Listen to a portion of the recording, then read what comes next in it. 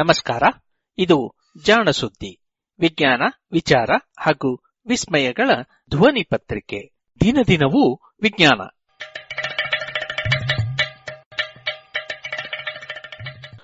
ಸಂಪುಟ 3, ಸಂಚಿಕೆ 337, August 24, 2020. ವೈದ್ಯಲೋಕದ ಆಕಸ್ಮಿಕಗಳು.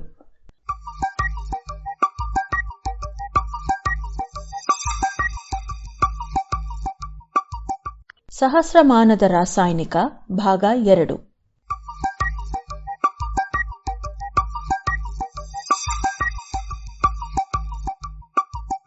1978ರಲ್ಲಿ doctor ಫರ್ಚ್ಗಾಟ್ ಮತ್ತೊಂದು ಪರೀಕ್ಷೆ ಮಾಡುತ್ತಿದ್ದರು. ರಕ್ತನಾಳಗಳನ್ನು ಹಿಗ್ಗಿಸಬಲ್ಲ ರಾಸಾಯನಿಕಗಳನ್ನು ಪರೀಕ್ಷೆ ಮಾಡುವುದಿತ್ತು. ಆ ತಯಾರಿಯಲ್ಲಿ ಡೇವಿಡ್ಸನ್ ಎಂಬ ತಮ್ಮ ಸಹಾಯಕನಿಗೆ ಬಹಳ ವಿವರವಾದ ಸೂಚನೆಗಳನ್ನು ನೀಡಿದರು. ಮೊದಲು ಪರೀಕ್ಷೆಗೆ ತೆಗೆದುಕೊಂಡ ರಕ್ತನಾಳಗಳ ಅಳತೆ ನಮೂದೆ ಮಾಡಬೇಕು. ನಂತರ ಆ ರಕ್ತನಾಳಗಳನ್ನು ನಾರ್ ಆಡ್ರಿನಲಿನ್ ಎಂಬ ರಾಸಾಯನಿಕದಿಂದ ಪರೀಕ್ಷೆ ಮಾಡಬೇಕು. ಆಗ ರಕ್ತನಾಳಗಳು ಕುಗ್ಗುತ್ತವೆ. ಆ ಕುಗ್ಗಿದ ಅಳತೆಯನ್ನು ನಮೂದಿಸಬೇಕು. ನಂತರ ಆ ರಕ್ತನಾಳಗಳನ್ನು ಸಲೈನ್ ದ್ರಾವಣದಿಂದ ತೊಳೆಯಬೇಕು. ನಂತರ ಅಸೆಟೈಲ್ ಕೋಲಿನ್ ಮಾದರಿಯ ಕಾರ್ಬಕಾಲ್ ಎಂಬ ರಾಸಾಯನಿಕದಿಂದ ಪರೀಕ್ಷೆ ಮಾಡಬೇಕು. ಆಗ ಆ ರಕ್ತನಾಳಗಳು ಮತ್ತಷ್ಟು ಕುಗ್ಗುತ್ತವೆ. ಆ ಹಂತದಲ್ಲಿ ಕೂಡ ಕುಗ್ಗುವಿಕೆಯನ್ನು ಅಳೆದು ನಮೂದಿಸಬೇಕು. ನಂತರ ಮತ್ತೊಮ್ಮೆ ಸಲೈನ್ ದ್ರಾವಣದಿಂದ ತೊಳೆಯಬೇಕು. ಮತ್ತೊಮ್ಮೆ ರಕ್ತನಾಳಗಳ ನಿಖರ ಅಳತೆ ಪಡೆಯಬೇಕು. ಆನಂತರ ಆಯಾ ರಾಸಾಯನಿಕಗಳನ್ನು ಬಳಸಿ ಪರೀಕ್ಷೆ ಮಾಡಬೇಕು. ಅವುಗಳ ಪ್ರಭಾವಕ್ಕೆ ರಕ್ತನಾಳಗಳು ಹಿಗ್ಗಿದವೇ ಯಾ ಕುಗ್ಗಿದವೇ ಎಂದು ನೋಡಬೇಕು. ಇದರಲ್ಲಿ ಯಾವುದೇ ಹಂತವನ್ನು ತಪ್ಪಬಾರದು ಎಂದು ಡೇವಿಡ್ಸನ್ ಅವರಿಗೆ ಸ್ಪಷ್ಟ ಸೂಚನೆ ಇತ್ತು. ಆದರೆ ಆಕಸ್ಮಿಕಗಳು ಇಲ್ಲಿ ತಮ್ಮ ಪ್ರಭಾವ ತೋರಿದವು. ನಾರ್ ಆಡ್ರಿನಲಿನ್ ಪ್ರಯೋಗಿಸಿದಾಗ ಕುಗ್ಗಿದ ರಕ್ತನಾಳಗಳು ಪುನಃ ಕಾರ್ಬಕಾಲ್ ಪ್ರಯೋಗದ ಹಂತದಲ್ಲಿ ಹಿಗ್ಗುತ್ತಿದ್ದವು. ಡಾಕ್ಟರ್ ಫರ್ಚ್ಗಾಟ್ ಅವರಿಗೆ ಇದು ವಿಸ್ಮಯ ಮೂಡಿಸಿತು. ಯಾವ ರಾಸಾಯನಿಕ ಮೊದಲಿನ ಪ್ರಯೋಗದಲ್ಲಿ ರಕ್ತನಾಳಗಳನ್ನು ಕುಗ್ಗಿಸುತ್ತಿತ್ತೋ ಅದೇ ರಾಸಾಯನಿಕ ಈಗಿನ ಪ್ರಯೋಗದಲ್ಲಿ ರಕ್ತನಾಳಗಳನ್ನು ಹಿಗ್ಗಿಸುತ್ತಿತ್ತು. ಇದೇ ಪ್ರಯೋಗದ ಒಂದೊಂದು ಹಂತವನ್ನು ಮತ್ತೆ ಪರಿಶೀಲಿಸಿದ ಡಾಕ್ಟರ್ ಫರ್ಚ್ಗಾಟ್ ಅವರಿಗೆ ಒಂದು ಸಂಗತಿ ಕಂಡಿತು.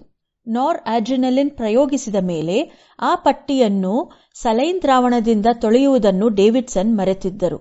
ಅಂದರೆ ಕಾರ್ಬಕಾಲ್ ಪ್ರಯೋಗಿಸಿದಾಗ ಆ ರಕ್ತನಾಳದ ಮೇಲೆ ನಾರ್ ಆಡ್ರಿನಲಿನ್ ಅಂಶ ಹಾಗೆಯೇ ಇತ್ತು.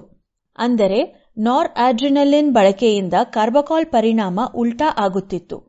ಪ್ರಾಯಶಃ ರಕ್ತನಾಳಗಳ ಮೇಲೆ ಎರಡೂ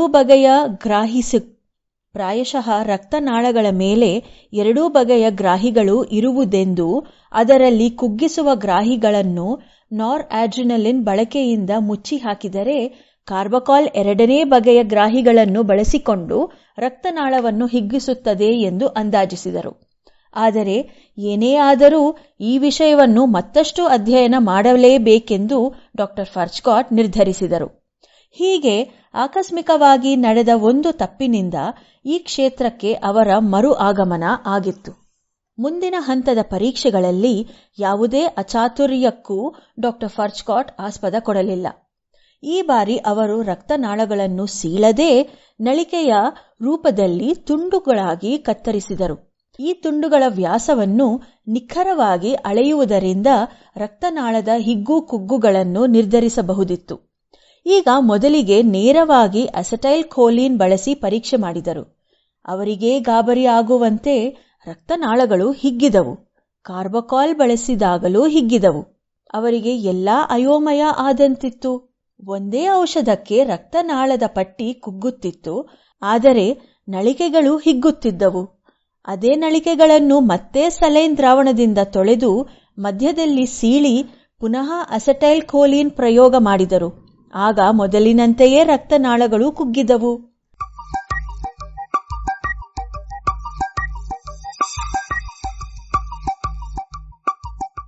ಡಾಕ್ಟರ್ ಫರ್ಚ್ಗಾಟ್ ಅವರಿಗೆ ತಲೆ ಚಚ್ಚಿಕೊಳ್ಳುವುದು ಬಾಕಿ. ಆದರೆ ಡಾಕ್ಟರ್ ಫರ್ಚ್ಗಾಟ್ ಅವರ ಒಬ್ಬ ಸಹಾಯಕರು ಒಳ್ಳೆಯ ಸುದ್ದಿ ಕೊಟ್ಟರು. ಅಸೆಟೈಲ್ ಕೋಲಿನ್ಗೆ ಹಿಗ್ಗಿದ್ದ ಒಂದು ರಕ್ತನಾಳವನ್ನು ಅವರು ಸಲೈನ್ ದ್ರಾವಣದಲ್ಲಿ ತೊಳೆದು ಕತ್ತರಿಸಿ ಪಟ್ಟಿಯಂತೆ ಮಾಡಿ ಮತ್ತೆ ಪರೀಕ್ಷೆ ಮಾಡಿದಾಗ ಅದು ಹಿಗ್ಗುತ್ತಿತ್ತು. ಡಾಕ್ಟರ್ ಫರ್ಚ್ಕಾಟ್ ಅವರಿಗೆ ಸೋಜಿಗವಾಯಿತು. ಇಡೀ ಪ್ರಯೋಗವನ್ನು ಮತ್ತೆ ತಮ್ಮ ಮುಂದೆ ಮಾಡಲು ಆ ಸಹಾಯಕರಿಗೆ ಹೇಳಿದರು. ಸಹಾಯಕ ಮಾಡಿದ ಪ್ರಯೋಗವನ್ನು ಗಮನಿಸಿದ ಕೂಡಲೇ ಅವರಿಗೆ ಜ್ಞಾನೋದಯವಾಯಿತು. ರಕ್ತನಾಳವನ್ನು ಕತ್ತರಿಸಿ ಪಟ್ಟಿಯಂತೆ ಮಾಡುವಾಗ ಡಾಕ್ಟರ್ ಫರ್ಚ್ಕಾಟ್ ಒಂದು ಅಭ್ಯಾಸದಂತೆ ಅದರ ಮೇಲ್ಭಾಗವನ್ನು ಒಂದು ಬೆರಳಿನಿಂದ ಸವರಿ ಪಟ್ಟಿಯನ್ನು ನೇರವಾಗಿ ಮಾಡುತ್ತಿದ್ದರು. ಆದರೆ ಅವರ ಸಹಾಯಕರು ಆ ರೀತಿ ಮಾಡದೆ ಕತ್ತರಿಸಿದ ಪಟ್ಟಿಯ ಮೇಲ್ಭಾಗವನ್ನು ಮುಟ್ಟದೆಯೇ ಪರೀಕ್ಷೆ ಮಾಡಿದರು. ಅದು ಸರಿಯಾದ ವಿಧಾನವಾಗಿತ್ತು. ಡಾಕ್ಟರ್ ಫರ್ಚ್ಕಾಟ್ ಅವರು ಪಟ್ಟಿಯನ್ನು ಸವರಿದಾಗ ಅದರ ಮೇಲ್ಭಾಗದ ಒಂದು ನಾಜೂಕು ಕೋಶಗಳ ಪದರ ನಾಶವಾಗುತ್ತಿತ್ತು. ಇದು ರಕ್ತನಾಳದ ಅತ್ಯಂತ ಆಂತರ್ಯದ ಪದರ ಮತ್ತು ಅದರ ಮುಖ್ಯ ಭಾಗ ಕೂಡ. ಆದರೆ ಡಾಕ್ಟರ್ ಫರ್ಚ್ಕಾಟ್ ಅದನ್ನು ನಿವಾರಿಸಿ ಪರೀಕ್ಷೆ ಮಾಡುತ್ತಿದ್ದರು. ಹೀಗಾಗಿ ಅವರ ಪರೀಕ್ಷೆಗಳ ಫಲಿತಾಂಶ ಭಿನ್ನವಾಗಿತ್ತು. ಆದರೆ ನಳಿಕೆಗಳ ತುಂಡಿನ ಆಂತರ್ಯವನ್ನು ಸ್ಪರ್ಶಿಸುವ ಪ್ರಸಕ್ತಿಯೇ ಇರಲಿಲ್ಲ. ಹೀಗಾಗಿ ಅದು ಸರಿಯಾಗಿ ವರ್ತಿಸುತ್ತಿತ್ತು. ಹೀಗಾಗಿ ಅವರಿಗೆ ನಳಿಕೆಯ ಮತ್ತು ಪಟ್ಟಿಯ ಫಲಿತಾಂಶಗಳ ನಡುವೆ ವ್ಯತ್ಯಾಸ ಬಂದಿತ್ತು. ಈ ಪರೀಕ್ಷೆಯಿಂದ ಸಿದ್ಧವಾದದ್ದು ಯಾವುದೋ ಔಷಧದ ಪರಿಣಾಮವಲ್ಲ, ರಕ್ತನಾಳದ ಅತ್ಯಂತ ಒಳಗಿನ ಪದರದ ಮಹತ್ವ. ಅಷ್ಟೇ ಅಲ್ಲ, ಕಣ್ಣಿಗೂ ಕಾಣದ ಈ ಪದರ ಒಂದು ಔಷಧದ ಪರಿಣಾಮವನ್ನು ಉಲ್ಟಾ ಮಾಡಬಲ್ಲ ಶಕ್ತಿ ಹೊಂದಿದೆ ಎಂಬುದು. ಆದರೆ ಅದನ್ನು ಪರೀಕ್ಷಿಸುವುದು ಹೇಗೆ?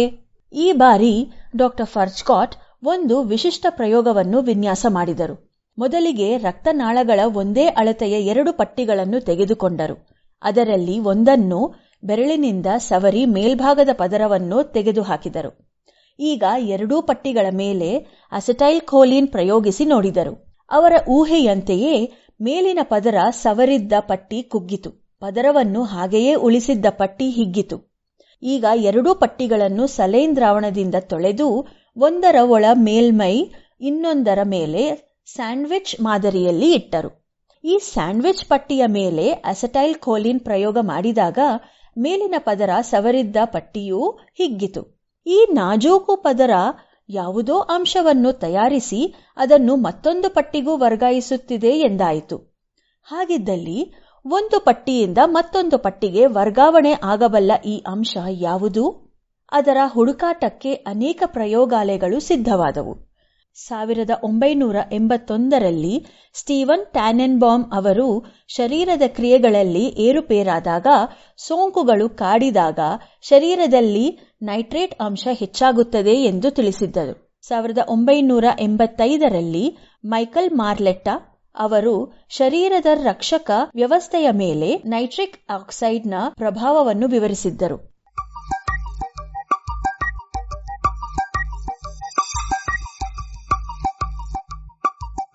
ಸುಮಾರು 6 ವರ್ಷಗಳ ನಿರಂತರ ಪ್ರಯೋಗಗಳನ್ನು ಒಂದುಗೂಡಿಸಿ ವಿಶ್ಲೇಷಣೆ ಮಾಡಿದ ಡಾಕ್ಟರ್ ಫೆರಿದ್ ಮುರದ್ 1986ರಲ್ಲಿ ತಾವು ಪತ್ತೆ ಮಾಡಿದ್ದ ನೈಟ್ರಿಕ್ ಆಕ್ಸೈಡ್ ಮತ್ತು ಡಾಕ್ಟರ್ ಫರ್ಚ್ಕಾಟ್ ಊಹಿಸಿದ್ದ ಅಂಶ ಒಂದೇ ಇರಬೇಕು ಎಂದು ಪ್ರಸ್ತಾಪಿಸಿದರು.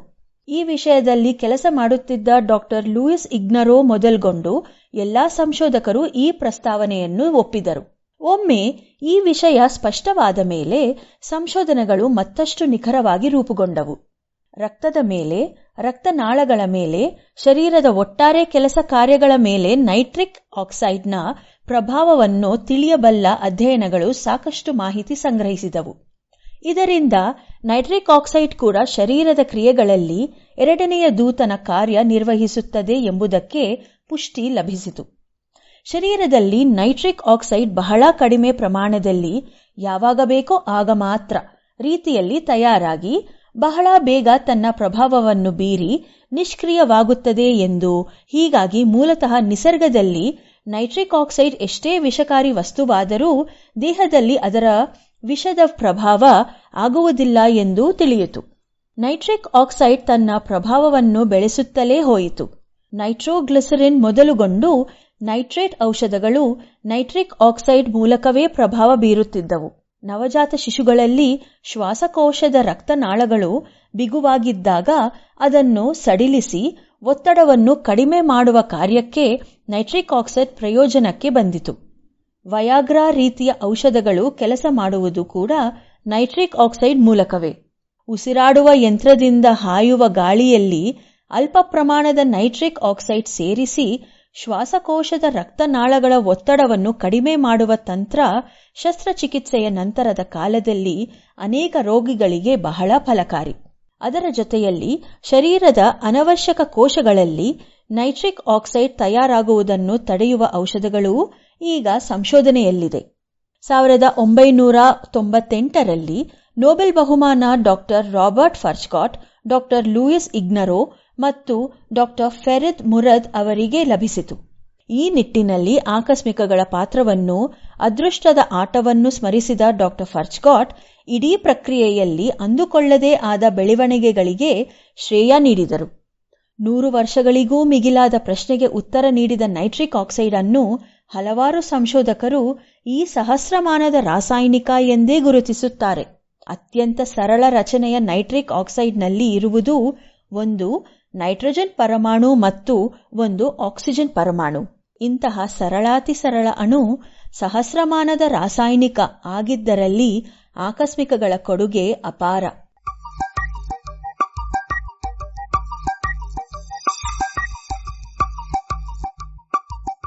ಇದು ಇಂದಿನ ವೈದ್ಯಕೀಯದಲ್ಲಿ ಆಕಸ್ಮಿಕಗಳು. ಈ ಕಥೆಯ ಮೂಲ ಭಾಗ ಶನಿವಾರದ ಜಾಣಸುದ್ದಿಯಲ್ಲಿ ಪ್ರಕಟವಾಗಿತ್ತು. ರಚನೆ ಕಿರಣ್ ಸೂರ್ಯ, ಜಾಣ ಧ್ವನಿ ಅಶ್ವಿನಿ.